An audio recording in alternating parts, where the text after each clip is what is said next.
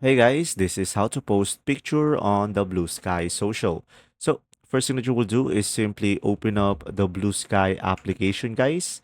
And after that, just simply go ahead and tap on the post icon over here at the bottom right corner, which is the pencil inside the box. So just simply tap on that blue icon. From here, guys, as you can see down below, you should be able to see here multiple icons on the bottom left corner of the screen. So just simply tap on the picture icon at the bottom left corner. And after that, your gallery will open up.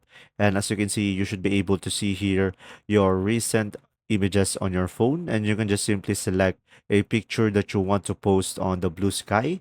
So I'm gonna simply tap on this example picture over here and just simply tap on select. And from here, it will upload and just simply provide a description about your picture. And after that, once you have provided it, and once you have provided the necessary information that you want, you can just simply tap on post on the top right corner of the screen. And from here, you should be able to post picture on the Blue Sky Social. And in order for you to see your post, just simply tap on your profile icon on the bottom right corner of the screen. And as you can see here on the post category, you should be able to see here your picture. And that's simply about it. Thanks for watching.